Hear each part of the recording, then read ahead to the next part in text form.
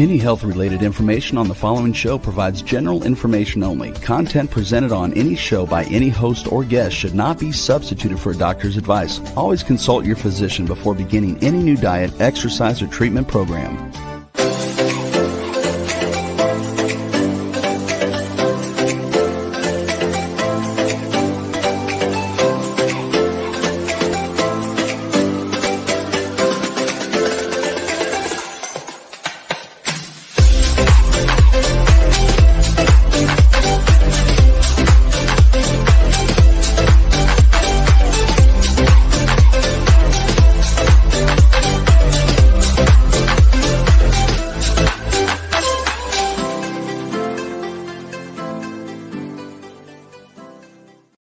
Hello, everyone, and welcome to the Inspired and Empowered Living TV show and podcast. We are live Tuesday mornings at 11 a.m. Eastern on talk4tv.com, w4wn.com, and my YouTube channel.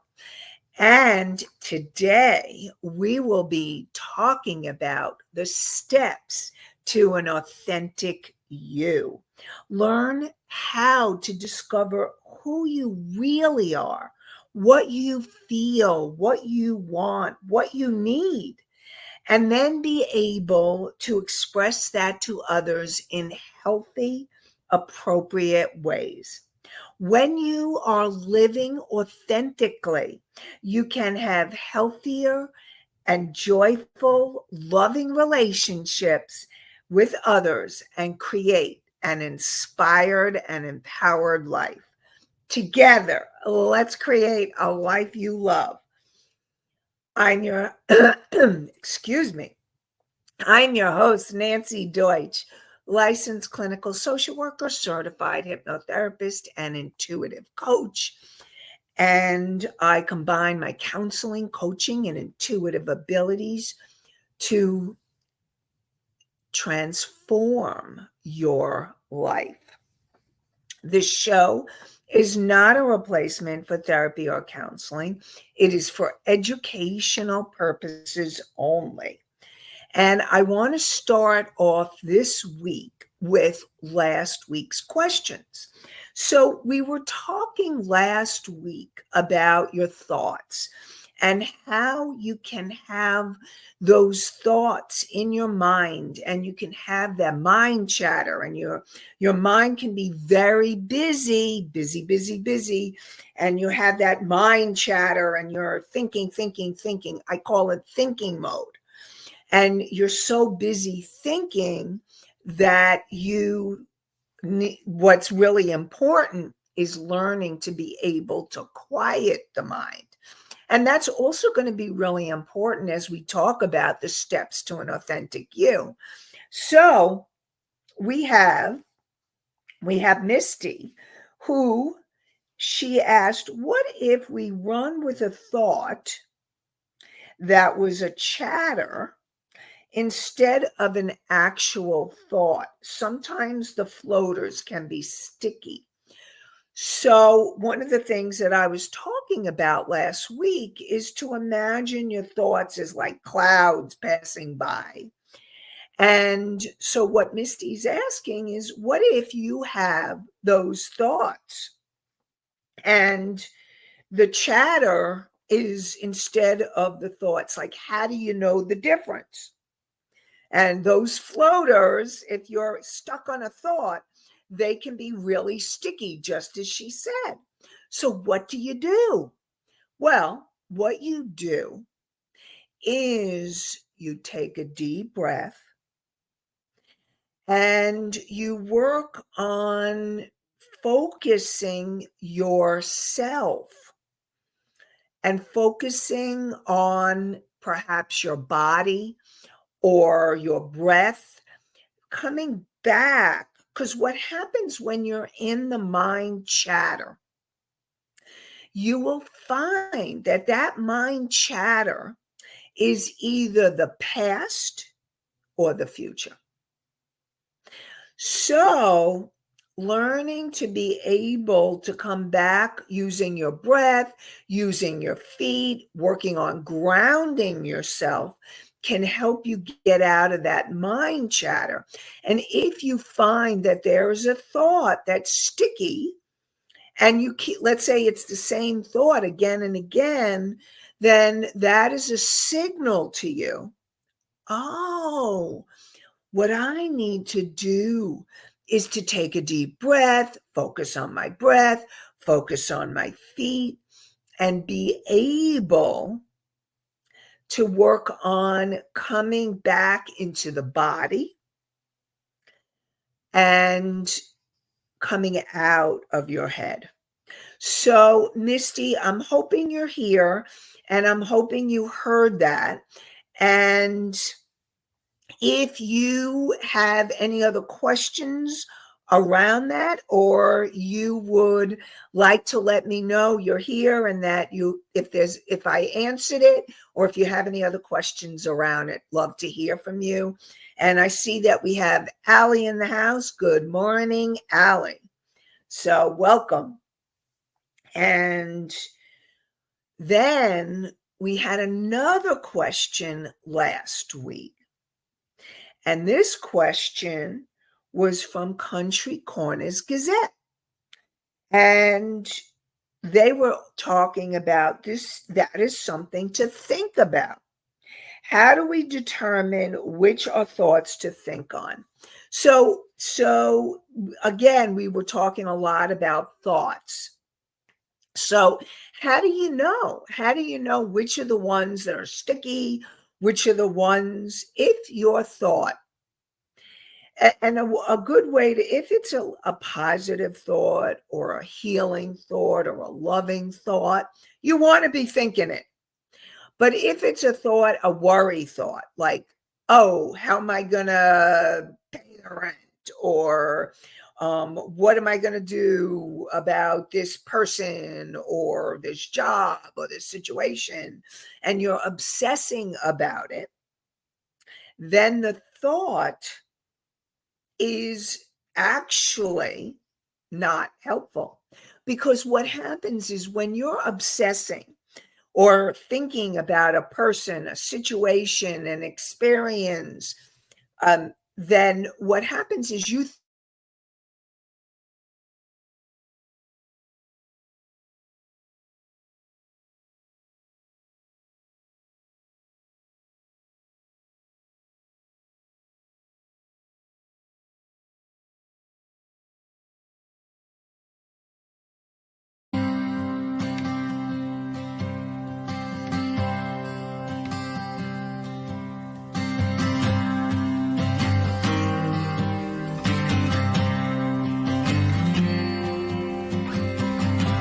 I keep thinking, if I keep thinking, I'll figure it out.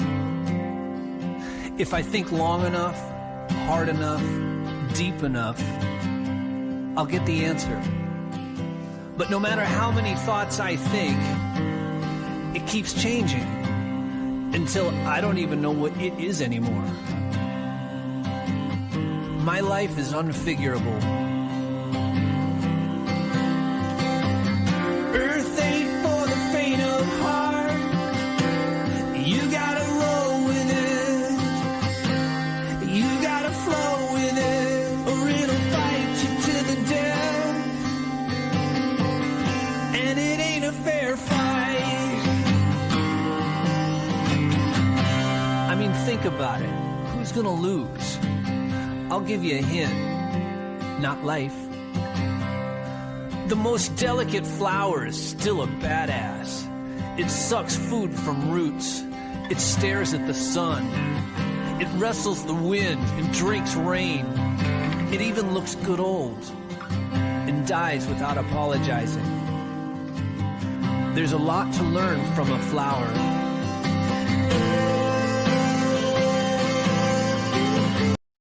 Hi there. Sorry about that, everybody. Well, basically, this is about the thinking. And I remember where I was. I was talking about the thinking mind and how to get out of the thinking mind. So, getting out of that thinking mind and being in that place of quietness, of groundedness, of being able to allow yourself to connect more deeply with who you really are. And when you're connecting with who you really are, and that's what we're going to be talking about today, you'll be able to quiet that mind more easily. And when you notice that you're in thinking mind, then that's the signal. So you know that you're in thinking mind if you're in the past or you're worrying about the future, or you're obsessing about something that's happening in your life and you want to stop that. So that's part of what you want to work on. So now, being able, talking about the steps to an authentic you. Okay. So the authentic you, what is the authentic you? And how do you connect with the authentic you? And that's what we're going to be talking about today. Okay. So first of all, let me define what I mean by the authentic you. And I see, Anastasia, you got a question.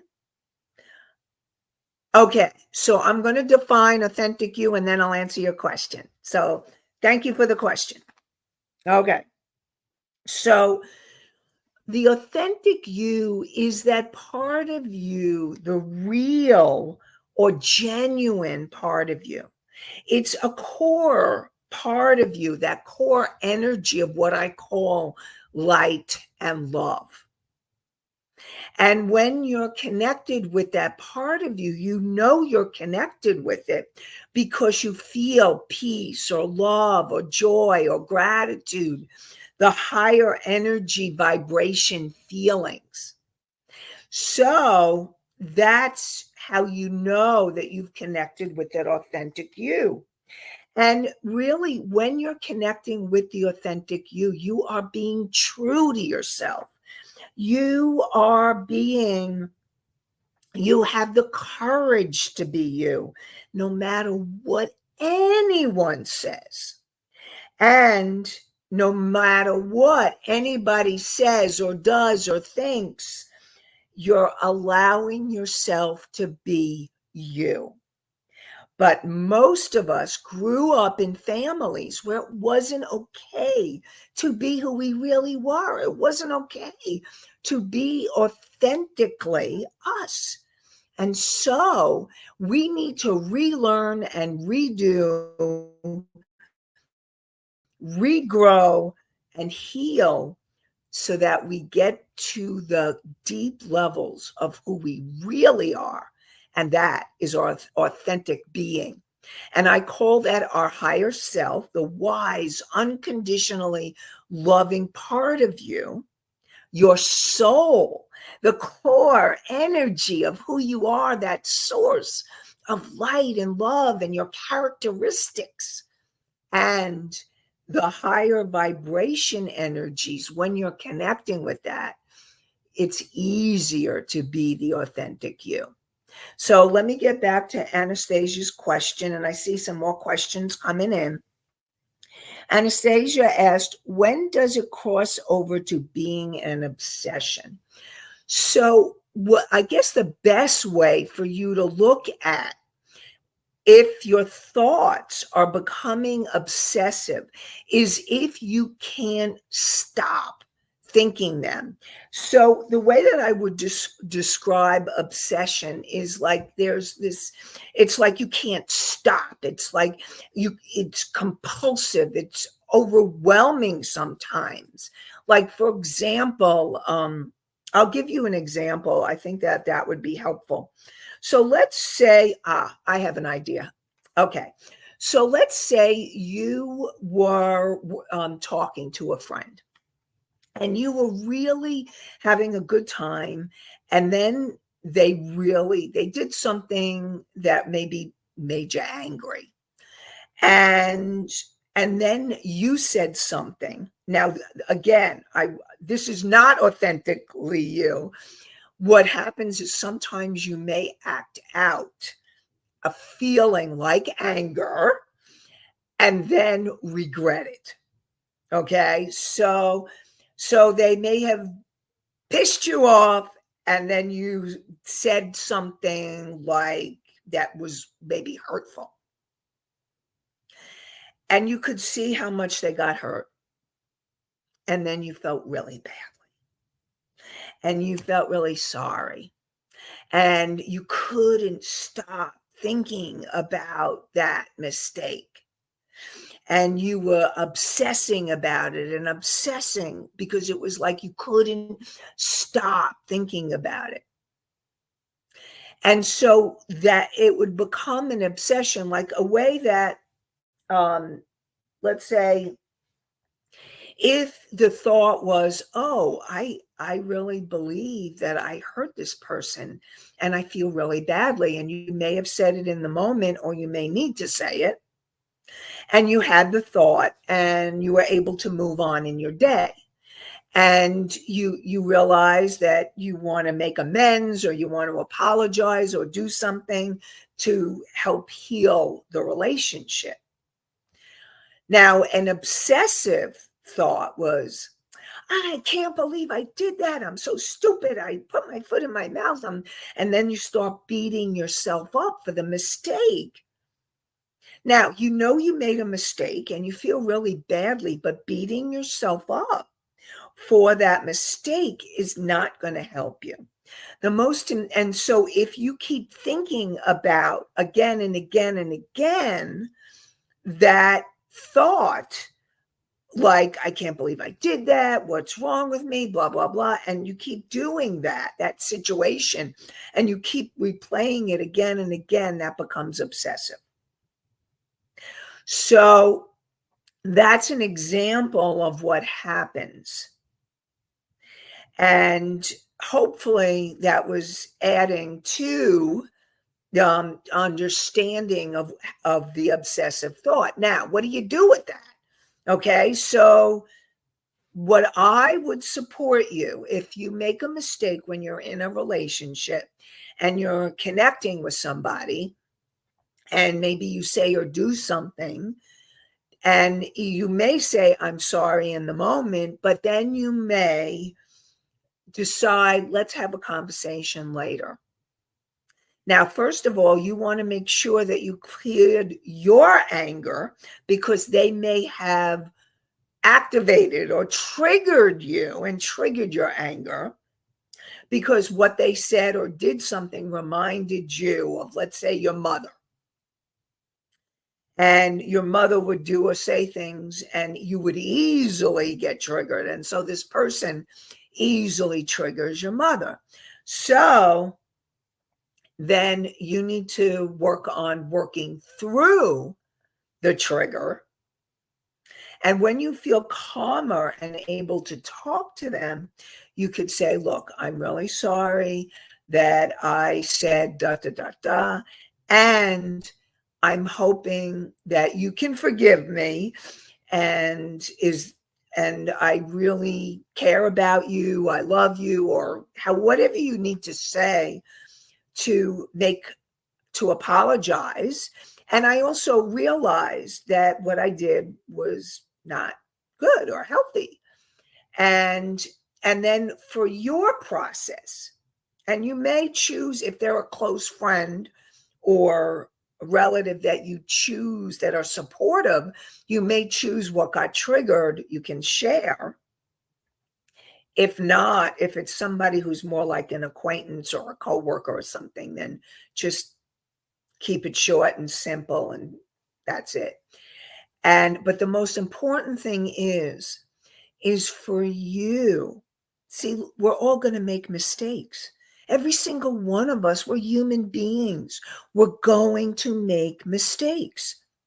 But the most important thing is not that you made the mistake. It's what you do with it.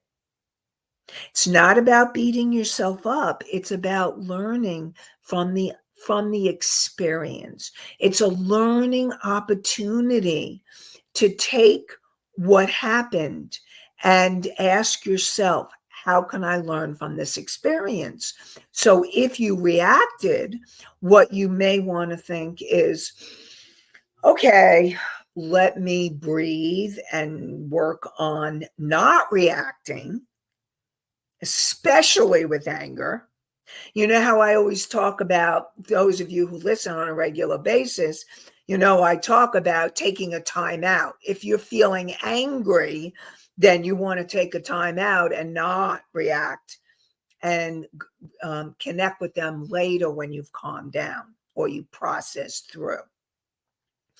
So hopefully that answered your question. Okay.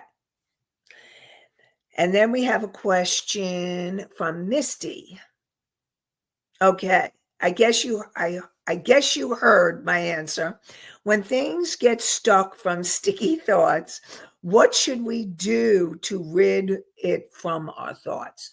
So when you have the sticky thoughts and you're wanting to let go of those sticky thoughts, then we talked a little bit last week about distractions and distracting yourself. If, like, for example, if it's a thought that you need to process or get clear on, then one of the things that I do more and more now is I work on handing it over. And handing it over to God or higher power or the universe, whatever you choose to call it, handing it over to the angels or your guides. So if there's a situation that you're dealing with and you're not really sure what to do or how to deal with it, or imagine taking this situation and just handing it, putting it in the God's hands or the angels' hands or guides' hands, and just asking for help and clarity and the higher answers on what would be the highest good for me and this other person, if it's a person that you're dealing with, or what's the highest good in this situation, and help me get really clear answers. So you can hand it over. And if you're still having the sticky thoughts, then one of the biggest things that you can do is, because when you're in those sticky thoughts, you're in your mind and you're in mind chatter or you're in your head. And so one of the really important things would be coming out of your head and into your body. So how do you know when you're in your body? You know when you're in your body because you can feel your body. Perhaps you feel your breath. You know how I'm always talking about the breath, and whether you're using belly breath, the deeper breaths, you're noticing your breath. You begin to really notice how you're breathing. Are you breathing shallow or deeply? You begin to notice where you're sitting or standing. Are you inside or outside? So it's like you really are noticing. And what happens is when you become in that state of noticing and observation, you actually become present. And you come into present time. And that is what you want. You're wanting to become aware and present. So the best way to handle sticky thoughts is to come out of your head and come into your body doing something. And maybe it would be moving. Maybe it's stretching. Maybe it's yawning. Maybe whatever it is, okay? It's doing something that you become aware of, your body or the environment that you're in. It's changing the awareness from, because when you're in those sticky thoughts, first of all, I want to acknowledge you, because the first thing is you become aware that you're having the sticky thoughts or the obsessive thoughts. And then once you do that, then you can take an action to come out of your head and into your body, into your breath, and working with that. Or taking a walk outside and focusing on your breath, focusing. See, if you go outside and you continue to think the same thought, then it doesn't really matter the location. What you want to do is become aware. Let's say you go out and you go to the beach, or you go to a lake, or you go to a garden or a park. Really, you know that saying, stop and smell the roses. That's what you want to be doing. So, Misty, hopefully I helped unravel some of those sticky thoughts, and let me know how that is for you. And then we have Country Corner's Gazette. So Country Corner says, how would we reach the authentic, and how would we know we are there? So first of all, I want you all to know that being authentic is a journey. It's a process. It's not like, poof, I'm authentic, I'm already there. Because here's the thing. If you grew up, and most of us, okay, I would say a large percentage of us grew up in families where it wasn't okay to be authentic. And so learning to become your authentic self, who you really are, is this journey of self-discovery and self-love, and it's an amazing and exciting journey of the self. And when I say the self, it's the big self, the self with a capital S. And your authentic self, and one of the ways you know that you've gotten to more of that authentic self is you don't need the approval of others. You don't rely on others to satisfy all your needs. You don't look to others to figure out what you're feeling.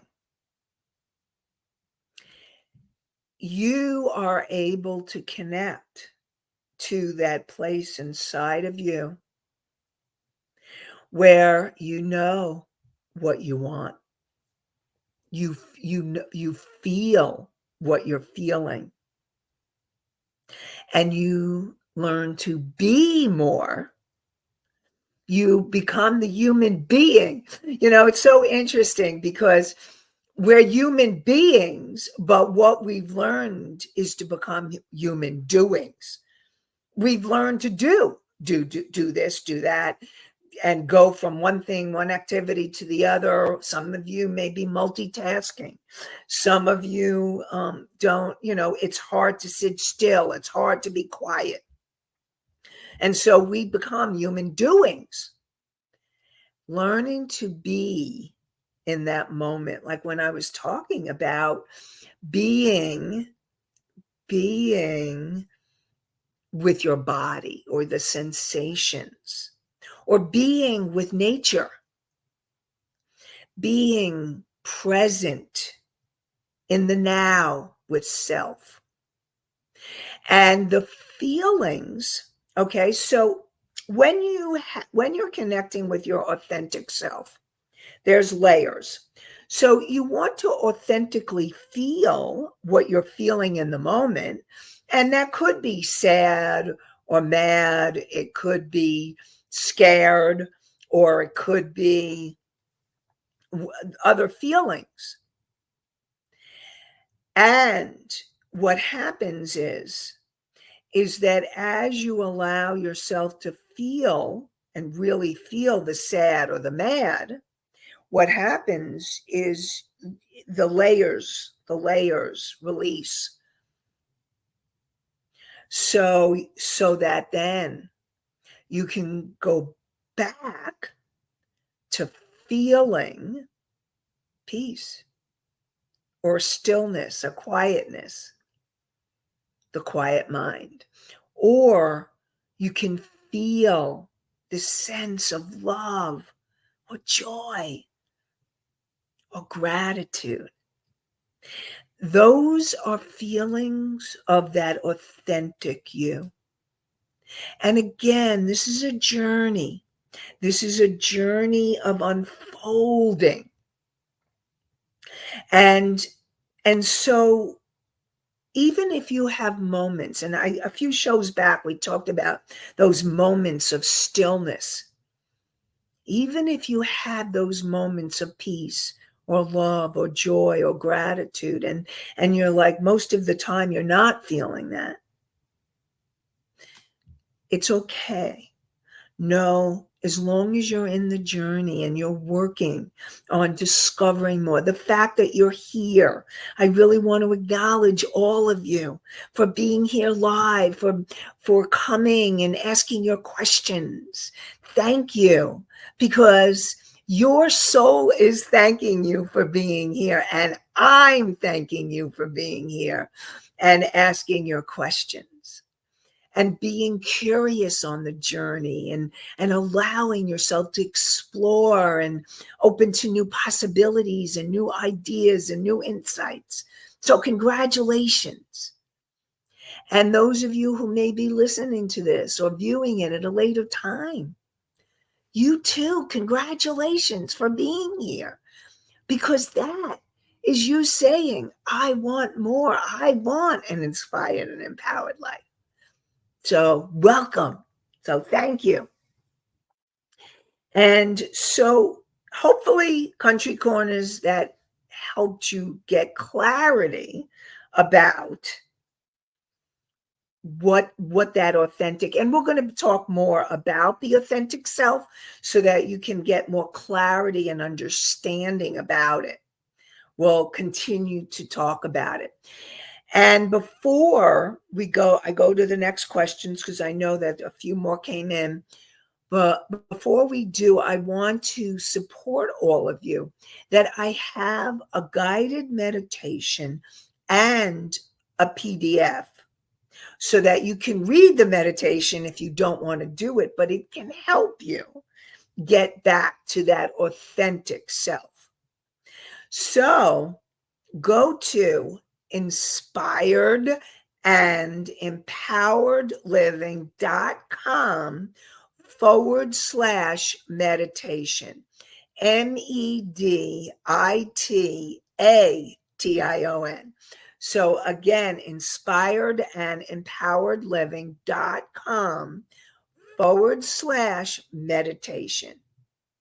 And it's the name of the show.com and then /meditation. So, and that can help you to calm yourself down, clear your energies, and connect more deeply to the authentic you and ask a question and perhaps get your intuitive answer. So, really powerful. I've heard some really great stories about that meditation. So you definitely want to download it. Okay. So let's get back to the questions. Anastasia asks, can that obsessive thinking turn to a worse thing if you don't get out of it out of that stage? Yeah, it can. Because here's the thing. If you are in the obsessive thinking and let's say you're beating yourself up, you're hurting yourself. You're hurting yourself. You're really angry at yourself, and that actually hurts you. And the obsessive thinking, again, if you're in that obsessive thinking, you may continue to do or say things that you later regret. So what can happen if you don't get out of, like, that's why it's really important for you to start becoming more aware. Conscious awareness is really powerful, because as you become more consciously aware of what you're doing or what you're thinking, and if you're in the obsessive thoughts, then you can say to yourself, what can I do? What can I do right now to come out of this obsessive thinking? Ask yourself the question. And maybe it will be using your breath.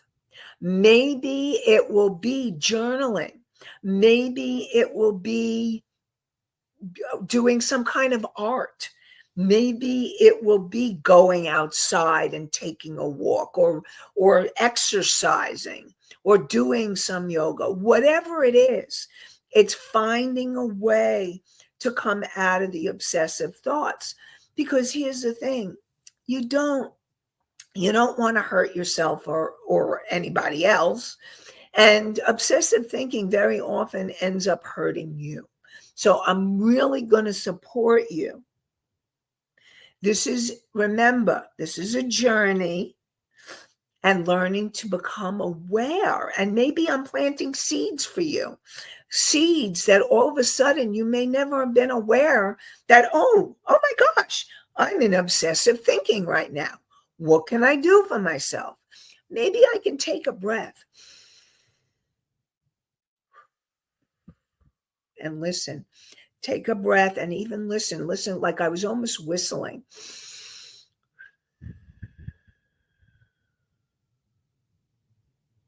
Again. And what happens is you come out of the thought and into the body and into the process that you're in. That's what you want to do. And so remember, becoming aware and being in the journey is the most important thing of all. Okay?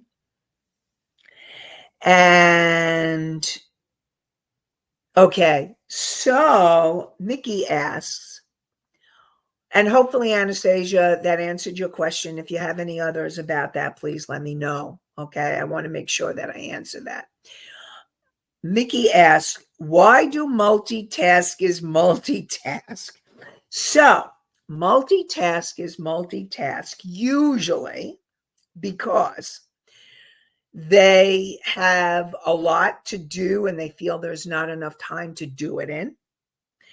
Or that what happens with multitasking is usually, and I'm not going to say all the time, but usually you can't give yourself fully present to something when you're multitasking.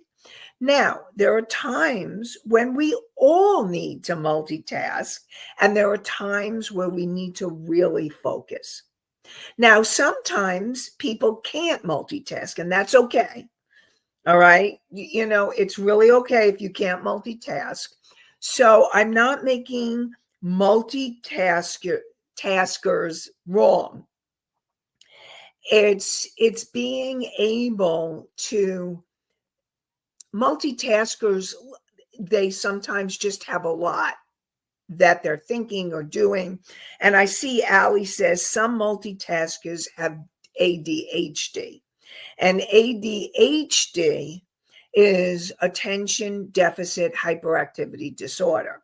And so what that means is they have a hard time staying present to the task. But I will also tell you, okay, when I've done training on ADHD or other things, one of the most important things that all of us, including those with ADHD, can do is learning to become mindful. Now, I'm not making multitasking wrong, because I believe we all do it sometimes, or most of us, many of us. And to become aware when you're multitasking, okay? And to become aware when you're multitasking, and then to make a choice, is this something where I can pay full attention to?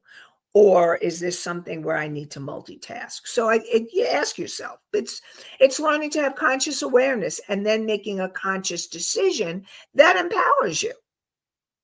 And so it's really asking yourself, is this a situation where I can multitask?